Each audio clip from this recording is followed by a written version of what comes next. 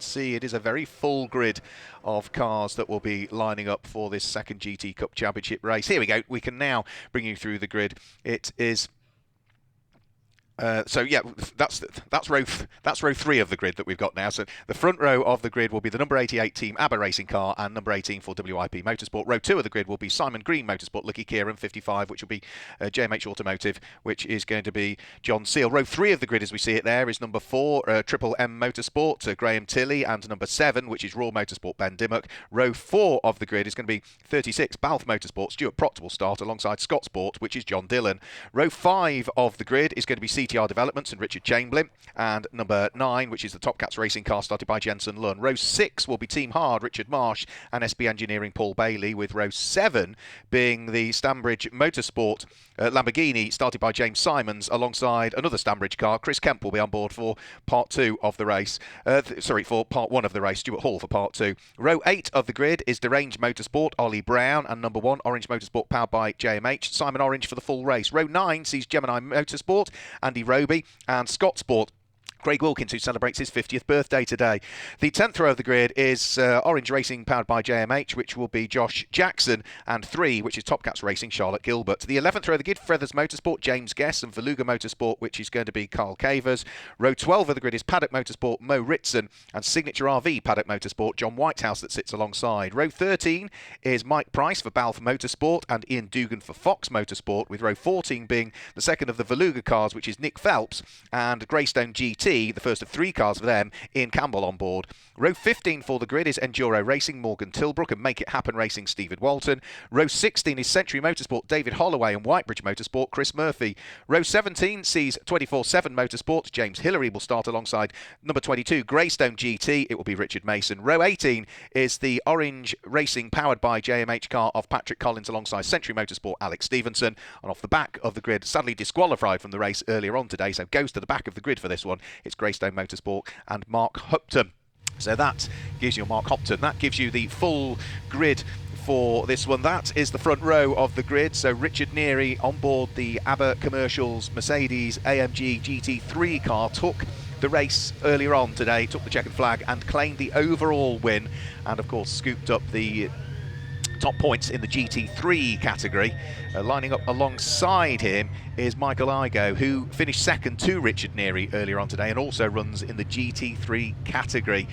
It's not the finishing positions that dictate the grid from earlier on today, it's actually the fastest lap times from that race that give us the grid. Row 2 of the grid, you can see there, is the all sort of dark grey black car of Lucky Kira, who moves to the Lamborghini for this year, and alongside it is another Lamborghini, but this car runs in Group GTO. It's John Seal, who started on the front row in the race earlier on, was involved in an early incident which dropped into the tail end of the field, clawed his way back up to 6th place, and then at the final corner was involved in an incident with one of the GT4 category cars, which caused John to end up in the gravel track. He was still classified as a finisher, but it did somewhat hamper his finishing performance earlier on. So there's Richard Neary, big smile from Richard. He'll be handing the car over to his son for part 2 of the race. These two cars, these two drivers will be racing in the British GT Championship.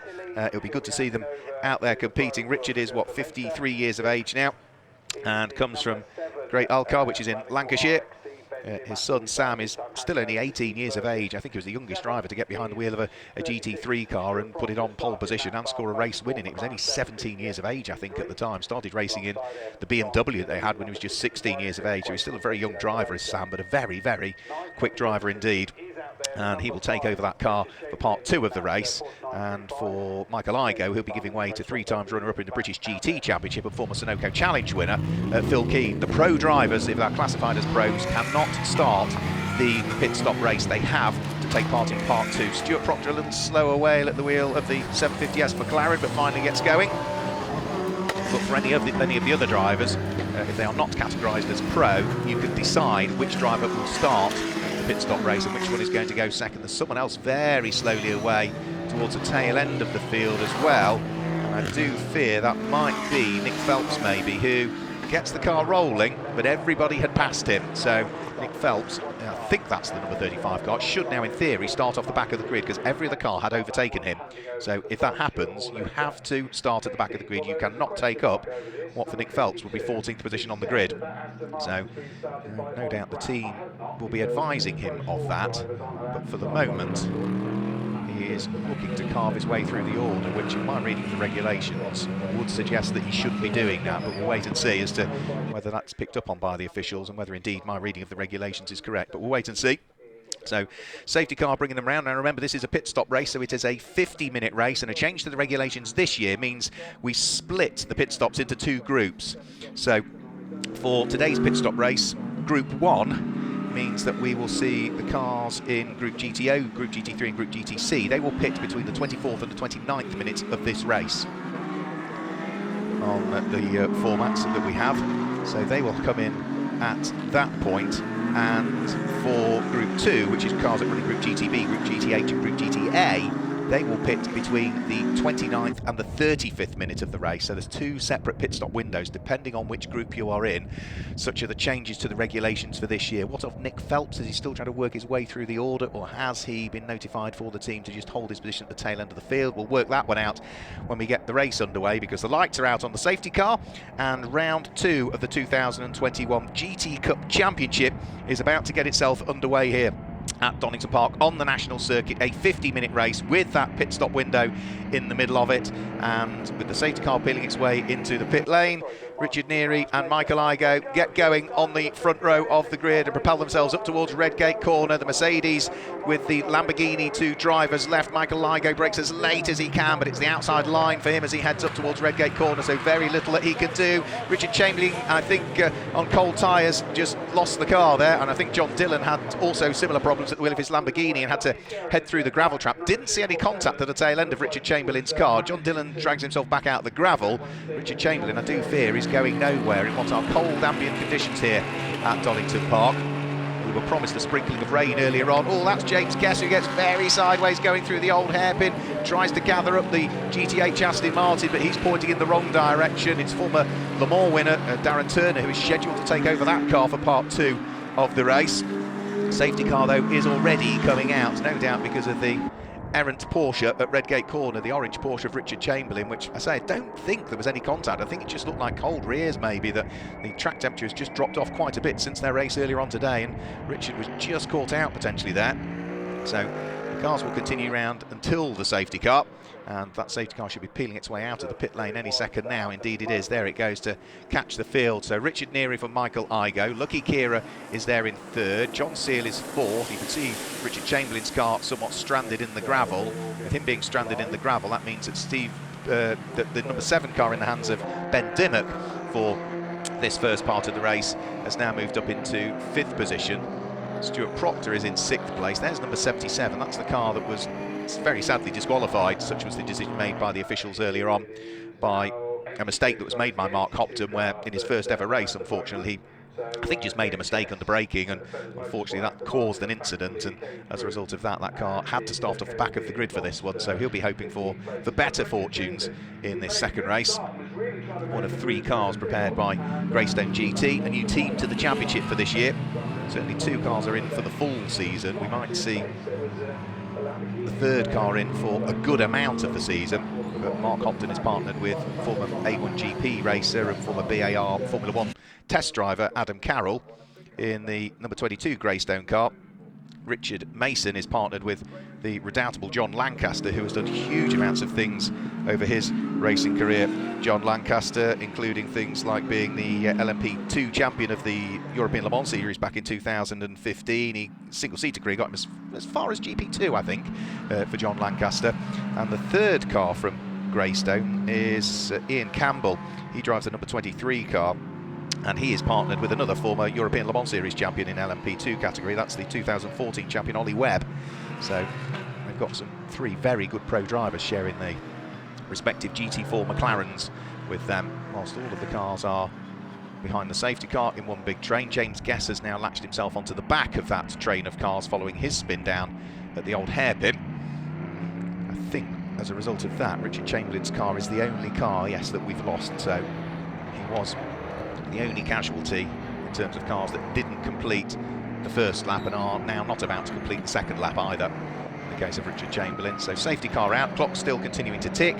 Remember, the pit stop window for Group 1 of the GT Cup. Now when I say Group 1, that's for cars that sit in Group GTO as a category, Group GT3 as a category, and Group GTC as a category. They pit first in this race, in this two-day format, so they will conduct their pit stops between the 24th and the 29th minute of the 50-minute race.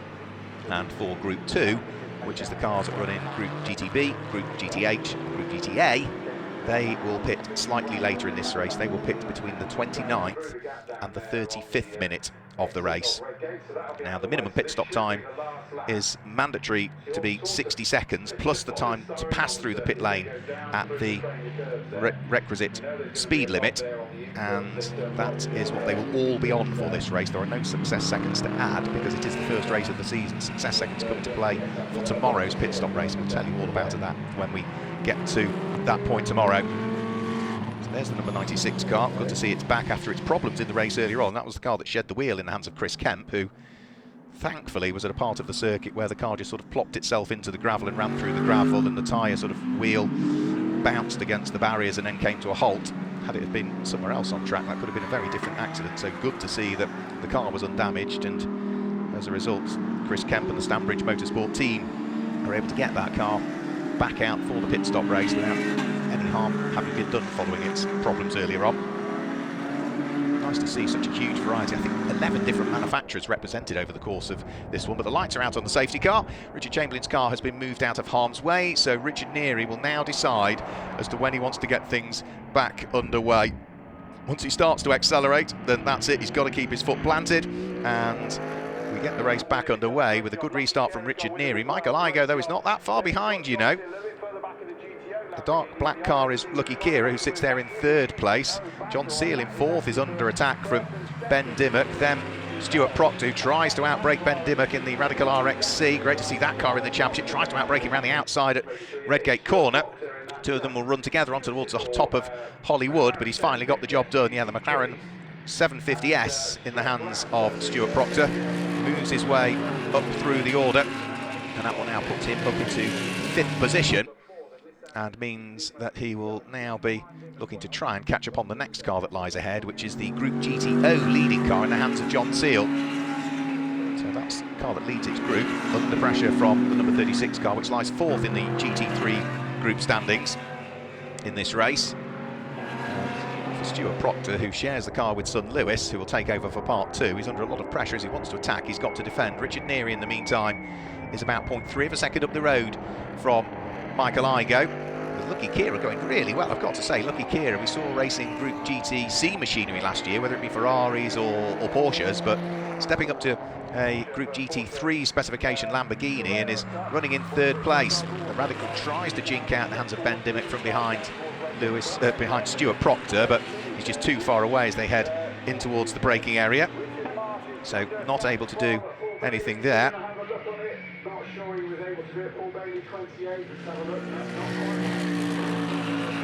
Down in towards the braking area for the old hairpin. Ben Dimmock trying to work overtime, trying to attack the car ahead, whilst Michael Igoe is trying to attack the race leader. Richard Neary, nice and neat and tidy though. On this particular lap, Michael Igoe has got the hurry up a little bit. He's, through the first sector of the lap, gone quicker than anybody else had managed to do, at the point that he broke the beam on the first sector of the lap in a straight line. Just looks as though the Mercedes might have a tiny bit more grunt, but on the brakes, the Lamborghini simply looked to close up a little bit more as Michael Igoe was slightly more confident maybe on the brakes going in towards the Robert chicane. The upshot is what was 0.6 of a second as they started that lap comes down to just 0.2 of a second as they end the lap, and Michael Igoe is now almost side by side with Richard Neary as they head in towards the braking area for Redgate Corner. Michael Igoe with the new fastest lap of the race, 1 minute 5.972. And head over the start-finish line now is Richard Marsh at the wheel of the Porsche. I thought it was Richard Marsh in the race earlier on today, but notification was given to me a bit too late to correct the starting drivers. It wasn't Richard Marsh that put that Porsche in the gravel earlier on. It was the unfortunate Sam Randon that had the issue, but Richard Marsh does start this race. Great battles going on. This is Craig Wilkins just managing to bring the Group GTA Ginetta up through and past Mo Ritson, who is driving that fantastic looking McLaren as they head for the 6th time through the old hairpin. The battle still continuing to rage. Bouncing over the curbs goes Mo Ritson. Andy Roby's fabulous looking Marcos Mantis, a bright orange Marcos Mantis. You can't miss it. You can't, whether it be the look of it or the sound of it, is under pressure from the number 67 car, which for this race is going to be Josh Jackson, because that's the car, the number 1 car that Simon Orange drives. They would usually share cars, but it looks as though the way they're carving it up this weekend is that they will both drive solo in the pit stop races. So Simon Orange, as the team owner, gets to choose the new McLaren, whereas Josh Jackson gets the Ginetta, and they will leave it like that, I'm sure, for the rest of the season. Richard Marsh under enormous pressure for 8th position. Paul Bailey in the Ferrari 488, looking one way, looking the other. Nothing doing now. So this is Group GTB leading Porsche, under pressure from the car that is running 9th in the race, but 3rd in the Group GTO category. And right behind them as well is going to be the next of the cars that's trying to work its way through as well. It's the Lamborghini, isn't it, that sits directly below, which is John Dillon, who is now back inside the top 10 following his gravelly moment up at Redgate Corner at the beginning of the race. So Porsche, Ferrari, Lamborghini all together for what is 8th, 9th and 10th places.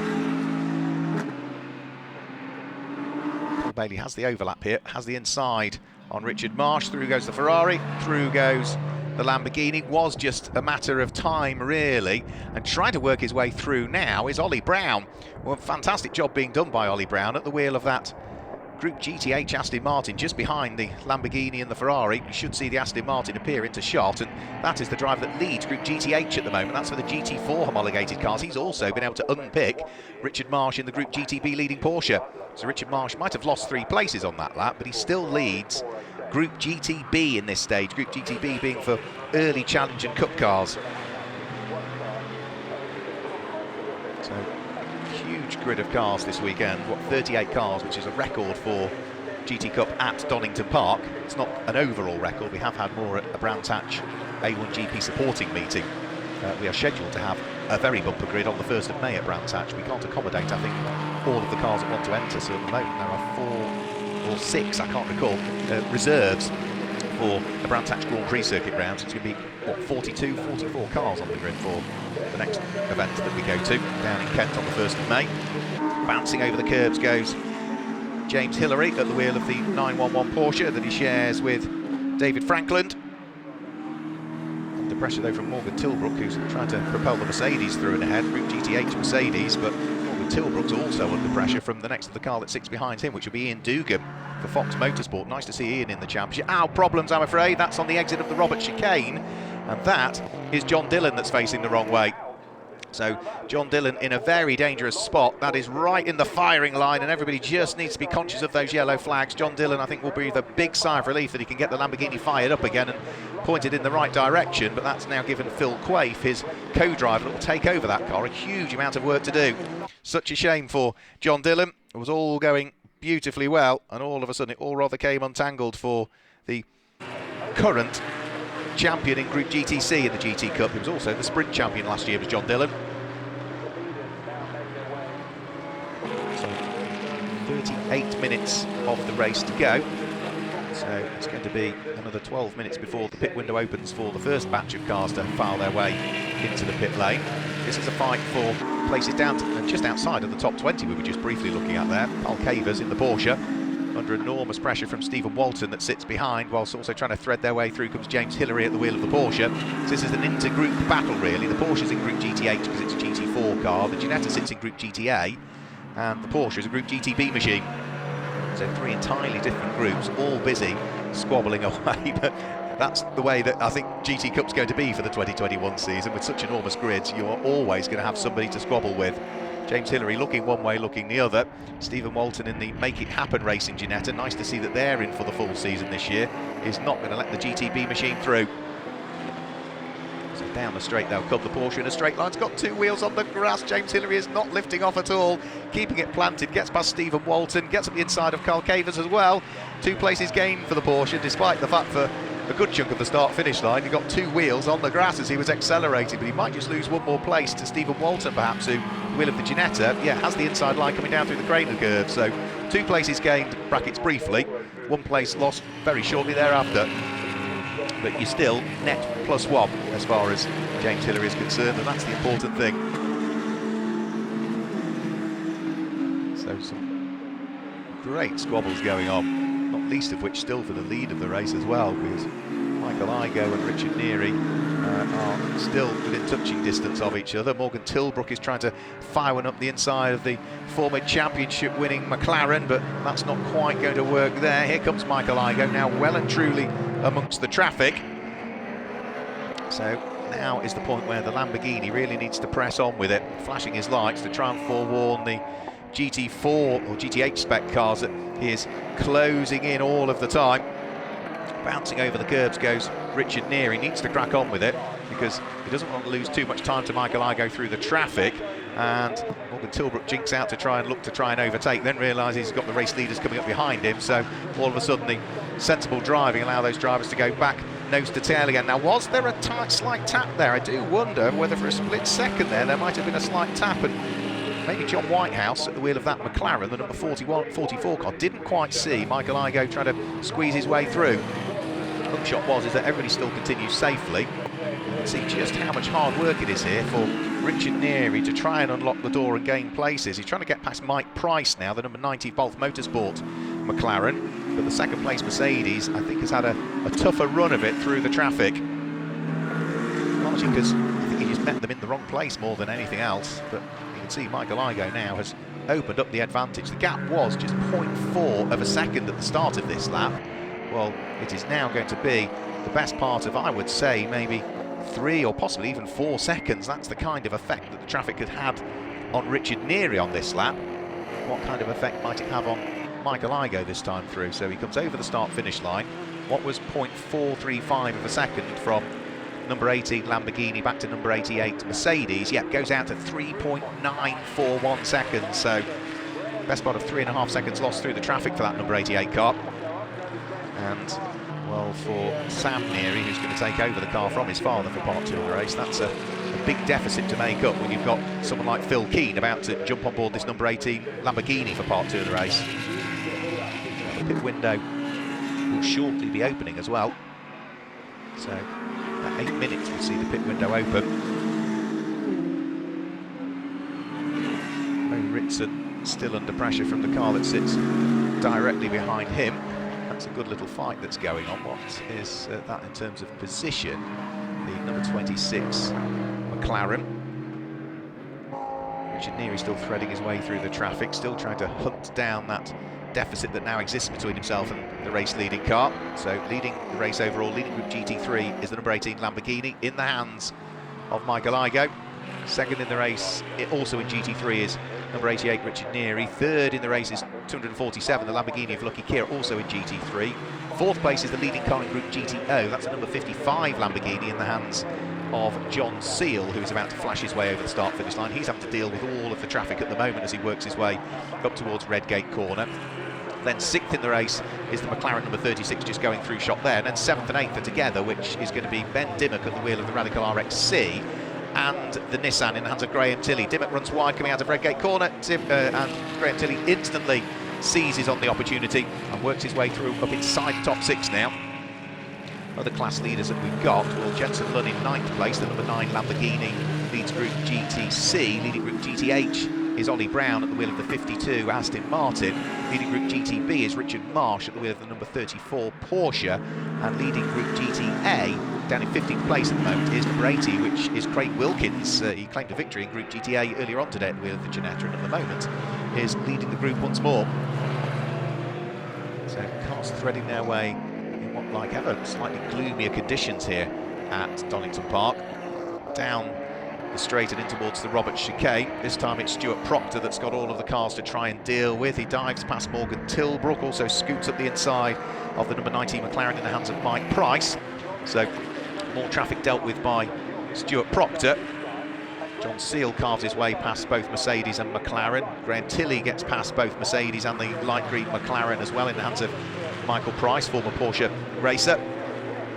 So quicker cars slowly working their way through, but everybody just driving sensibly on what is a busy track here at Donington Park, and we are now heading towards the first 20 minutes of the race completed, which means that we are going to start to see the pit stops now occur within the next 5 minutes or so.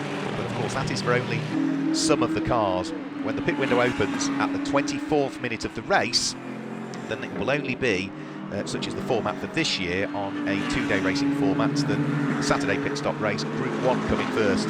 So that is cars in Group GTO, Group GT3 and Group GTC. So arguably the quicker cars in the field pit first. And the likes of the number 90 car, for instance, which runs in Group GTH, will have to wait until the 29th minute of the race at the very earliest to be able to come in. It's just a case of ensuring that the pit stops and the pit window doesn't mean that we have a very congested pit lane. Therefore it's safer for everybody, for the drivers, for the mechanics, for the marshals, that the cars pit at separate intervals. It's not the only category in the UK where we see them split up when the championship gets so popular that it just means that, yeah, safety is always paramount, and anything you can do just to spread those pit stops out means that it's not quite as busy in the pit lane. It's busy enough out on track, isn't it? So Richard Marsh at the wheel of the Group GTB leading Porsche sits down in 14th position. Was a bit higher up at the beginning of the race, but just seems to sort of drop down slightly. No cause for concern, because whilst he's 14th and leads the group, then the car that's second in the group is down in 18th position, which is that car there, just going through shot, the Marcos Mantis, the silver car with its Dayglow orange flashes, or Dayglow green rather flashes. So that's Charlotte Gilbert. Lucky Kira still working his way past traffic. Craig Wilkins and the number 67 car in the hands of for this race. Now that's going to be a change, isn't it? Because that's Josh Jackson now that's ahead of Craig Wilkins. So there's been a change for the lead of Group GTA. The orange Ginetta coming towards us now is now ahead of the red and Dayglow yellow Ginetta behind. So that's the change for the lead of Group GTA that we've had. James Guest dives at the inside of Morgan Tilbrook. Remember the number 82 Feathers Motorsport Aston Martin had a problem earlier on and had the spin down at the old hairpin. So the white and blue car with its Dayglow orange flashes, number 82 gaining a place over Morgan Tilbrook's Mercedes that sits right behind it. Morgan not at the wheel of the car he was expecting to drive this weekend, but they did have another GT4 Mercedes, identical specification available to them, so dropped into the spare car after problems this morning. As a result of changing car, they had to start the first race off the back of the grid. But in this race, Morgan has been going beautifully well, starting on the 15th row, 29th position, and at the wheel of that number 66 car has now running in 26th position, so a couple of places picked up, 3 places. Now James Guess is about to attack the next of the cars, which is going to be Mike Price. Can't quite get past Mike Price on the run towards Coppice Corner. Morgan Tilbrook makes a mistake. The tail end of the Mercedes almost gets away from him. Ian Dugan is going to be able to go through as a result of that, but it was well gathered up by Morgan Tilbrook there, because he almost lost the tail end of the car there and just about gathered it up. I think the other car that was looking to try and go through was potentially David Holloway's car, the Aston Martin. But yeah, good driving by Morgan Tilbrook. Just about managed to hang on to it. And no harm done as such. So through went the number 15 car, which was David Holloway, and Ian Dugan as well. So 2 places lost there with that very, very small mistake. Could have been far worse. For number 88, Richard Neary, well, he's now 4 seconds adrift of the race leader, Michael Igoe, and it is only a minute and 50 seconds before the pit window opens now. On the basis of these are arguably the slower of the driver pairings behind the wheel now. Get the pro in as soon as you possibly can, which means that they get a lot longer to crack on. Right, 5-second penalty for overtaking under the safety car for car number 52, which is Ollie Brown. Well, that's a Group GTH leader. For car number 22, also for overtaking under the safety car. Quite what's been going on, I'm not entirely sure. That is going to be Richard Mason, having his 2nd ever race at the wheel of Greystone GT McLaren. And also car number 96, which is the car that retired earlier on when it lost the wheel, which is going to be Chris Kemp. Off and into the gravel, I'm afraid. That's Charlotte Gilbert that's gone off, and this is just potentially when the pit window opens. So if this brings about a safety car, we are going to see everybody descending to the pits immediately. So Charlotte Gilbert off and in the gravel. She had an off at Coppice this morning, unfortunately, in free practice, which delayed her participation in the qualifying session. And I'm afraid for Charlotte, yeah, another off and into the gravel for her is not the way that she wanted to end the day. So still lots of traffic to be dealt with by our front runners. The Radical RXC trying to thread its way through the traffic. We're looking at John Seal now, who carves his way past the Jason Orange-driven Group GTH McLaren. Jason stays well and truly out of the way, allows Graham Tilley to go through as well. So sensible driving by the reigning champion, Jason Orange, running in 13th position, making sure that he just stays out of the way. The progress for James Guess as well. Well, he's now managed to catch the car that won the championship a couple of years ago. He's alongside John Whitehouse. Aston Martin's got the inside line. James Guess, is he going to dive his way through? Yes, he does. Place gained for number 82, James Guess, who is now up to 5th in class, just as the safety car comes out, I'm afraid. So I did wonder if the issues with Charlotte Gilbert's car, which I think was at Redgate Corner, would bring about the safety car.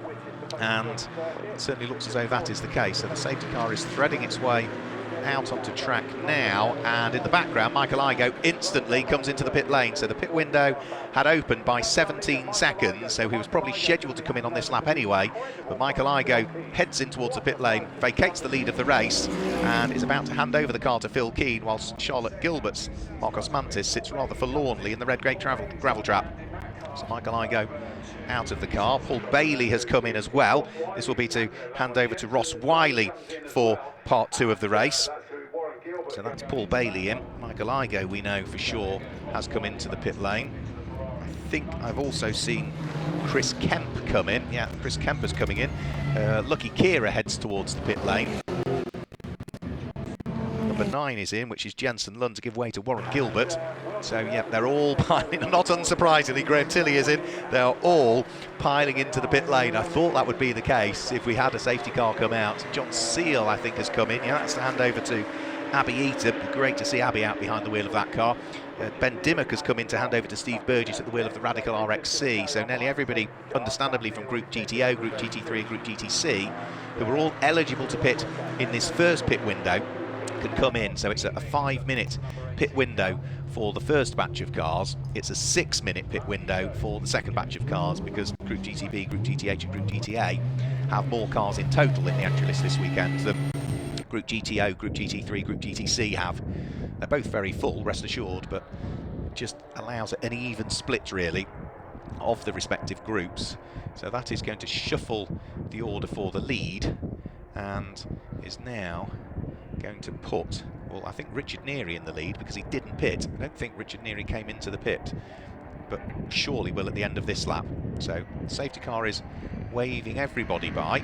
Didn't Cheap John Dillon come in either to hand over the Lamborghini? That's a GT3 car, so it could come in and be handed over to Phil Quaife, who will take over that car, and indeed does at the end of that lap. So the number 61 car, John Dillon, also dives his way into the pit lane, which I think now means, right, that's problems. That's Ian Dugan that's had a problem under the safety car, Ian Dugan, and that car just seems to sort of snap away from him rather curiously. So Ian Dugan, who has moved up to race one of the more powerful Ginetta G55s, running for Fox Motorsport. Problems for him. Issue. It looks like the lights have gone off and they're going to get it started again. Which car? So in the pit lane we briefly saw still John Dillon giving way to Phil Quaife. Haven't seen that car head back out there yet. Richard Neary has still not pitted either at the wheel of the number 88 Mercedes, so he still continues to lead and has a 50-second lead now over Stuart Proctor, Lewis Proctor, sorry, who's in second place. So he's just taken over the car from his father. Where are we going to see feedback out? There's Charlotte Gilbert's car being towed out of harm's way, which brought about this safety car period. So yeah, so that's the race leader at this stage. And of course all of the cars behind will be off the lead lap because they run in the likes of Group GTH, Group GTB, Group GTA, but haven't pitted as yet.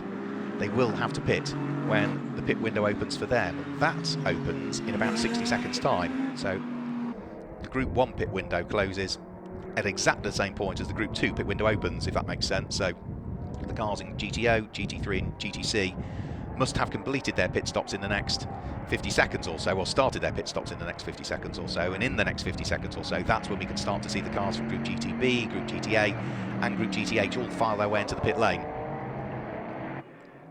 Now, Charlotte Gilbert's car is out of harm's way, so we should be able to get the race back underway. Into the pit lane now, at the end of the safety car period, comes Richard Neary, so that really didn't work out for Richard and Sam Neary, which means that now the lead of the race should be the number 36 McLaren at this stage, but the battles elsewhere for the lower categories are going to be raging. But I think all of these cars will now come into the pit lane next time through, because the second pit window will be opening in about 15 seconds time.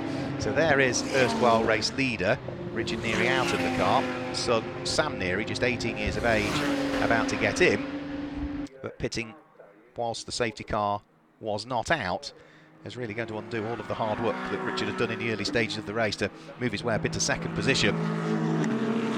Jason Orange under huge pressure from Mo Ritson. This is going to be for cars that are running in Group GTH. Mo Ritson fires one up the inside at Coppice Corner and is able to sneak his way through and ahead of the champion. So that is going to be, for the moment, for second and third in Group GTH, because it's Ollie Brown in the white Aston Martin that leads the group. But he is a driver that, remember, was given a 5-second penalty, wasn't he, for overtaking under the safety car. So but that is a good overtake at the sharp end. In fact, Ollie Brown comes into the pit lane, and everybody else from the Group GTB, GTH and GTA battles are all filing their way now into the pit lane. So just going to shuffle the order game for a while longer. So they all lead their way into the pit lane. In comes James Guess, in comes John Whitehouse. So James Guess will hand over to Darren Turner. For the likes of John Whitehouse, he'll be handing over to Steve Ruston. Number 15 car comes in. This is David Holloway handing over to former British GT champion Bradley Ellis.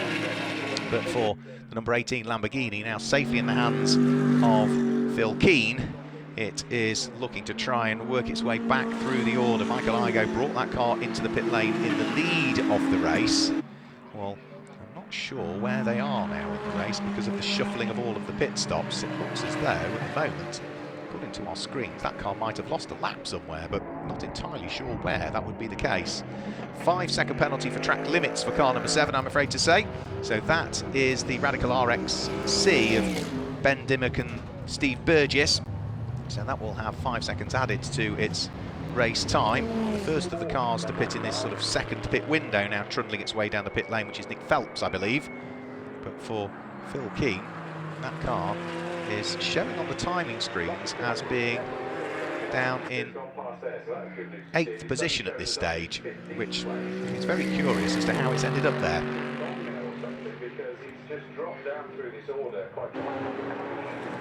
Pit lane slowly emptying as the GTA, GTB and GTH cars work their way out of pit lane.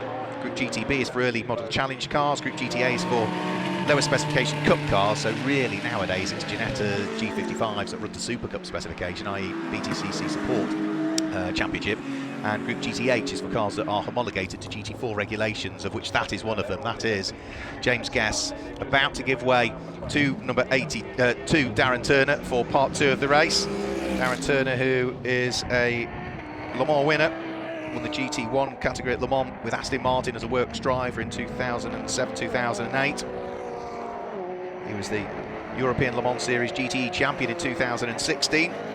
He's a class winner at the Nürburgring 24 Hour as well, is Darren Turner. And you look at what he's done over the years, it's absolutely staggering. Runner-up in FIA GT1, runner-up in Formula Parma Audi, but he's raced in touring cars, American Le Mans Series, ASCAR, DTM, Formula 3000, McLaren test driver for a period of time.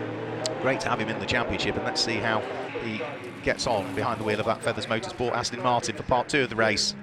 Down through the Craner curves comes Abby Eaton. Now the number 55 Lamborghini is currently in 2nd position, but on that lap through the first sector, Abby Eaton has just set a purple time, so has gone quicker than anybody has managed through the first sector. That's already been bettered by Phil Keane, who's a bit further down through the lap. Phil Keane's first flying lap in typical Phil Keane fashion.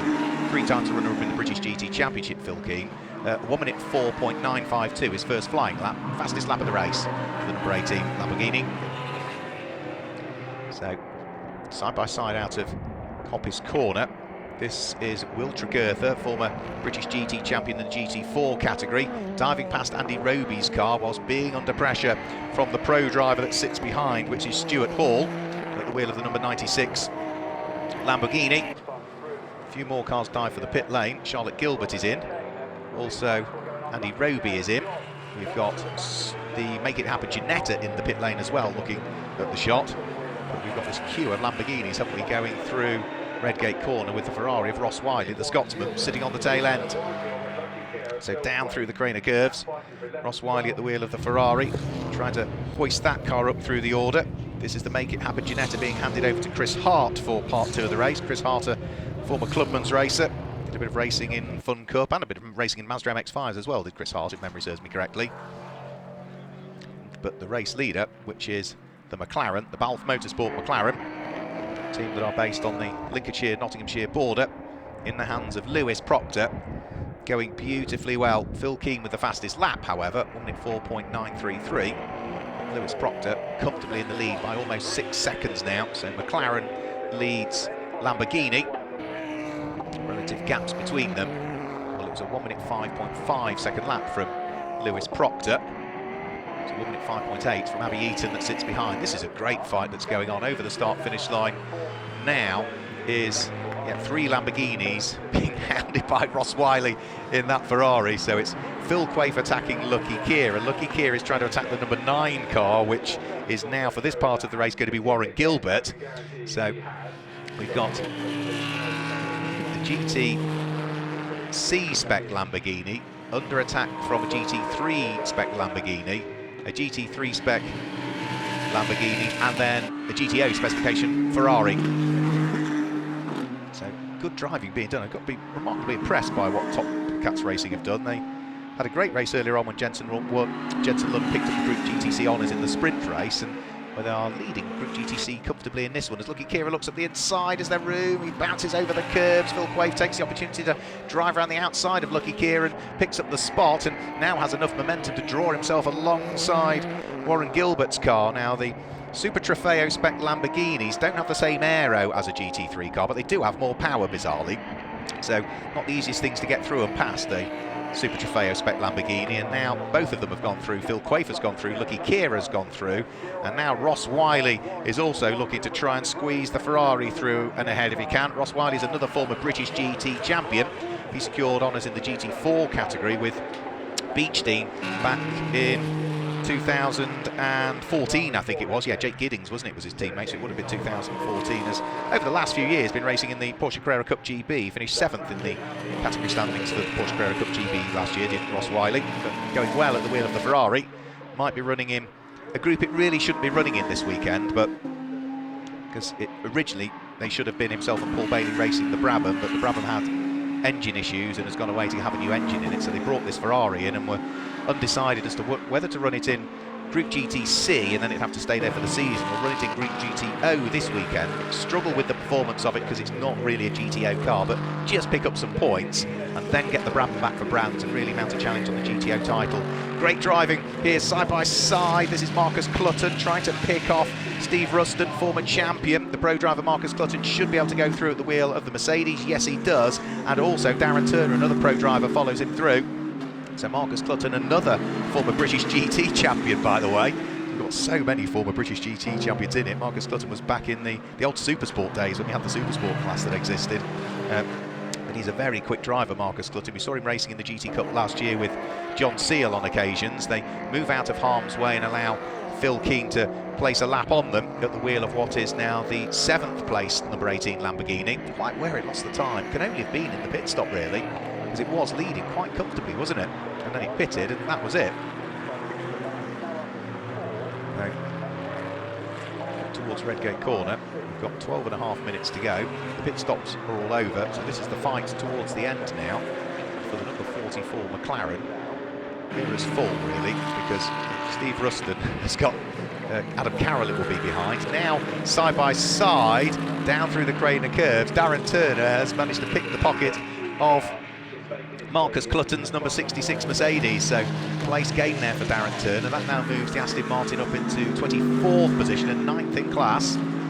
That's the car that had the spin in the hands of James Guess early on, and that, I saw it come down the pit lane, I'm afraid looks like retirement for the Make It Happen Ginetta of Chris Hart. Hasn't long gone behind the wheel of that car, I'm afraid, but looks as though whatever the problem is, it's just gone rather wrong for them. Up towards Redgate Corner, Tom Rawlings coming under pressure from the Ginetta that resides behind, which is going to be Josh Jackson still. He's going solo in that car for the course of this weekend. And that's going to be for 13th and 14th positions. So Tom Rawlings running second in Group GTH, 13th overall. And Josh Jackson leading Group GTA at the wheel of that number 67 Ginetta. So leading the group and just making sure that he picks up maximum points as far as he's concerned. As long as you win your group, that's the points that you then pick up. So subject to the number of starters in the group, 3 starters or more, it's 25 points if you win your group, 18 for second, 15 for third, and so it diminishes. And I think in the case of all of the groups, they've all had 3 starters in this race, so it should be maximum championship points for every single category in the GT Cup Championship this weekend. Now, 3rd and 4th place getting themselves together. This is the Group GTO leading Lamborghini Huracan in the hands of Abby Eaton, under pressure from the Nissan Nismo GTR of Will Tregurtha.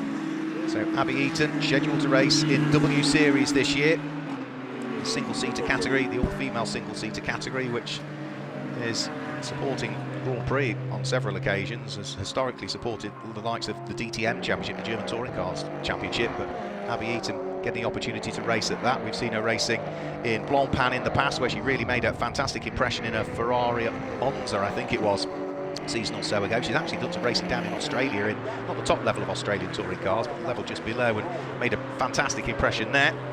You might notice her from the Grand Tour as well, and she is certainly the former Mazda MX-5 champion, trying to keep the former British GT champion Will Tregurtha right behind. Will Tregurtha, a runner-up in the European GT4 Championship as well, the year after he claimed the GT4 crown in the UK.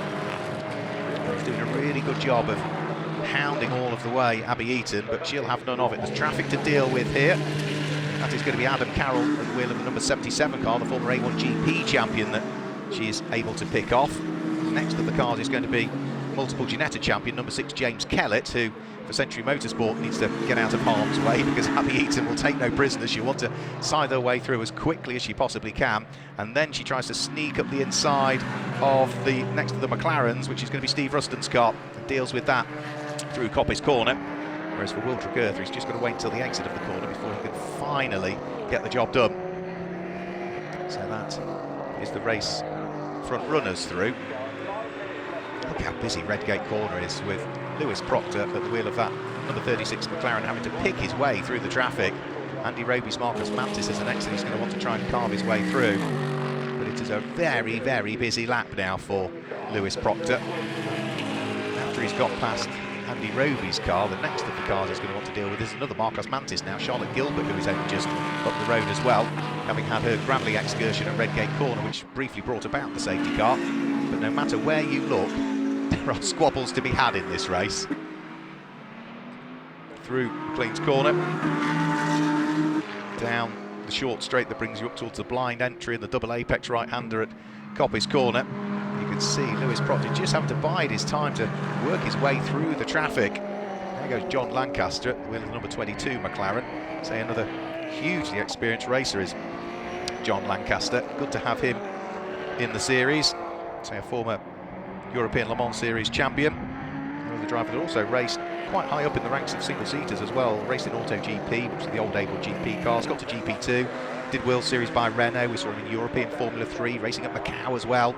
But he's got the number 22 GT4 McLaren as it is his disposal for this weekend. And that sort of sits towards the tail end of this pack. There it goes through there, with Abby Eaton trying to, I think, now get past John Lancaster. Well, Lewis Proctor has now dealt with the traffic, so from having a very, very busy lap, finally, Lewis Proctor can relax a little bit and enjoy what is a 3.5 second lead that he has now between himself and the number 55 Lamborghini of Abby Eaton. Will Tregurtha's Nissan sits there in 3rd position. Lucky Kira at the wheel of the Lamborghini is a long way off in 4th place. He's about 14 seconds adrift of the Nissan. So it certainly looks as though the top 3 for the moment are sorted, but any slip at all through the traffic and it could all change in the blink of an eye.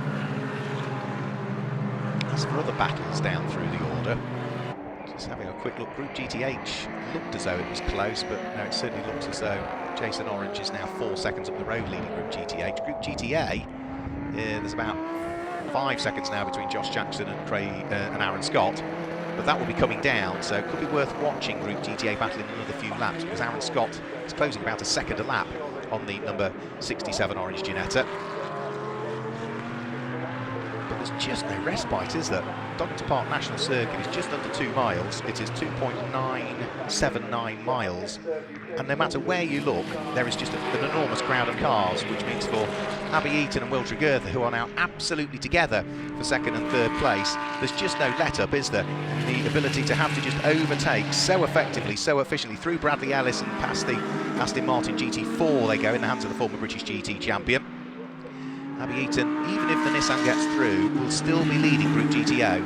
So it doesn't matter almost if the Nissan gets past, it would still be a win in the group potentially for herself and John Seal, but they want to finish 2nd on the road overall, not 3rd if they can help it. And last time through we had another new fastest lap of the race. Sam Neary, with a 1 minute 4.8 exactly, pops in the quickest lap of the race. That's the number 88 Mercedes, which was right at the sharp end, but they, rather than pitted during the safety car, they pitted at the end of the safety car, and that's really what sort of undone the progress really of that car. Over the start-finish line, Abby Eaton again under pressure from Will Tregurtha, trying to muscle the Nissan alongside whilst they try and carve their way past one of the many Lamborghinis that we've got in the field at the same time. And it is still Abby Eaton that is just ahead of Will Tregurtha. 5 minutes still to go. Is she going to be able to do anything about it? The Lamborghini they carved their way past, I think, was Fraser Smart with number 41 Stanbridge Motorsport Lamborghini. That's the car that's running way down through the order now, following problems earlier on in the race. But for Abby Eaton, just needing to drive as quickly as she can now. At the moment, Abby Eaton is 1 minute 6.8 and picks up the next little car to try and sneak through. That's Callum Mccloud, who is driving the GT4 car. So that's another car placed a lap down. Phil Keane with the new fastest lap of the race, so it keeps bouncing around, doesn't it, this fastest lap of the race. Right, okay, all of a sudden, I did wonder, had the transponder gone down on Michael Igoe and Phil Keane's car, because it had lost a lap, and I don't know where it dropped down through the order, but it is now showing as being in the lead of the race on our timing screens, which to me makes more sense. So Phil Keane leading the race now by 16.3 seconds. Sorry for the confusion, but all I can see are the pictures and look at the timing screen and just have to assume that the car had a problem in the pit lane, and that was why it came out late. But I think the transponder must have failed on that car briefly, and now the timekeepers have corrected it, and all of a sudden Phil Keane and Michael Igoe are showing as in the lead of the race by 16 seconds over the Lewis Proctor-driven McLaren, which means that Abby Eaton and Will Tregurtha now are fighting over the final podium spot in reality. 4 minutes to go. Darren Turner still trying to pick up places. This is Nick Phelps that is trying to squeeze his way through and past. So the GT4 Aston Martin trying to get past the GTB specification Porsche. And as they now turn their way through McLean's corner, yet through goes the number 82 Aston Martin. I think also trying to follow him through will be the Lamborghini as well that's going to try and sneak through. That's the number 96 going in the hands of Stewart Hall for part 2 of the race. Stewart Hall again, another one of those drivers with a hugely impressive CV. He'll be racing in the World GT Challenge with Audi Sport WRT this year, but he's come 4th overall at Le Mans in the past. Back in 2007, chunk of racing, not just in the World Endurance Championship, but in the European Le Mans Series, historic Formula 1 as well. We saw him in British GT, British Formula 3, did a bit of Formula Renault. I think he was a Winter Series champion, so hugely impressive CV for Stewart Hall, who drives the number 96 Lamborghini, sits 9th overall and leads Group GTC now, so he's managed to, over the course of the last few laps, get through and ahead of Warren Gilbert and pull away. So that number 96 Lamborghini now leads the Group GTC standings and has hoisted itself inside the top 10. What his lap time's doing? The last lap was through traffic, so that's not really a benchmark. So now he's got clear track, might be able to maybe just catch the next car ahead, which would be Phil Quaife. But Phil Quaife is a pro as well, and that's the difficult things now. We've got the pros behind the wheel, is that they're all quick, they're all so consistent. It makes it very difficult to gain many places. 2 minutes to go. Marcus Clutton with his hands full as he bounces the Mercedes over the curb, watches his mirrors because he's got Steve Burgess, the Nottinghamshire-based company director, looking to try and squeeze his way through. at the wheel of the Radical RXC and has made it through. Darren Turner also utilising as much of the curbs at the wheel of the Feathers Motorsport number 82 Aston as he can. So up towards Redgate Corner comes Stewart Hall. They're nearly 3 wide further back. Marcus Clutton has lost the radiator grille on the Mercedes, which tells you how hard he's been pushing. Maybe there's been a little bit of contact somewhere that's just dislodged it. We've also got John Lancaster at the wheel of the white and red McLaren, now looking to try and move his way up through the order, but he's under attack at the same time from cars that are trying to lap him, which is Ross Wiley at the wheel of the Ferrari.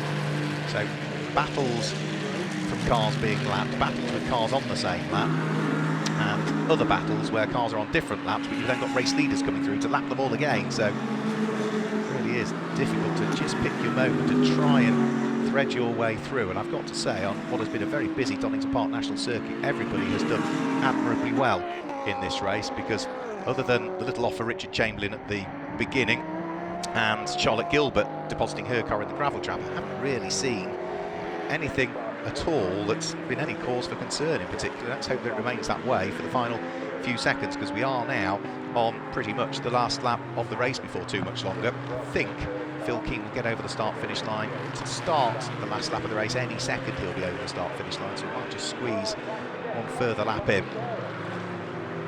Being the case, it's been an impressive drive from Michael Igo and Phil Keane. There they go now, yeah, 20 seconds to go towards Redgate Corner.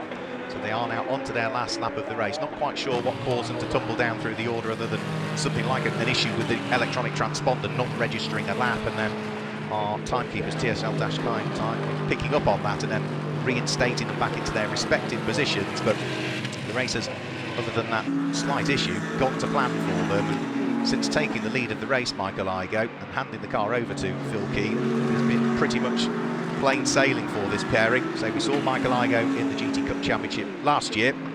We saw Phil Keane in it, but the two of them didn't race together. They are partnered up for this season, not for the full season at the moment in GT Cup, but certainly for a full season in the British GT Championship, which visits here Donington Park later on in the year. And for the pairing of Michael Igo and Phil Keane, it looks as though they are going to draw first blood in terms of wins in the 2021 GT Cup Championship pit stop races. Over the start finish line comes Phil Keane.